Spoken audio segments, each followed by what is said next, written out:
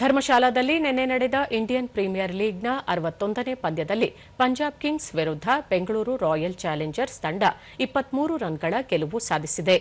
ಈ ಮೂಲಕ play of ಪ್ರವೇಶಿಸಿದ ಮೊದಲ ತಂಡ ಎನ್ನುವ ಹೆಗ್ಗಳಿಕೆಗೆ ಬೆಂಗಳೂರು ರಾಯಲ್ ಚಾಲೆಂಜರ್ಸ್ ತಂಡ ಪಾತ್ರವಾಗಿದೆ.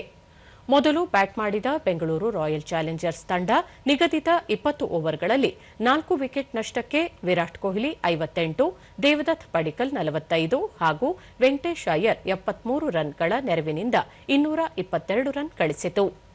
223 ರನ್ ಗೆಲುವಿನ ಗುರಿ ಬೆನ್ನತ್ತಿದ ಪಂಜಾಬ್ ಕಿಂಗ್ಸ್ ತಂಡ 8 ವಿಕೆಟ್ ನಷ್ಟಕ್ಕೆ 199 ರನ್ ಗಳಿಸಿ ಸೋಲೊಪ್ಪಿಕೊಂಡಿತು. ಆರ್ಸಿಬಿ ಪರ ರಸಿಕ್ ಸಲ್ಮಾನ್ 3, ಭುವನೇಶ್ವರ್ ಕುಮಾರ್ 2, ಜೋಶ್ ಹೆಜಲ್ವುಡ್, ಸುಯೇಶ್ ಶರ್ಮಾ ಹಾಗೂ ರೊಮಾರಿಯೋ ಶಫರ್ಡ್ ತಲಾ 1 ವಿಕೆಟ್ ಪಡೆದರು.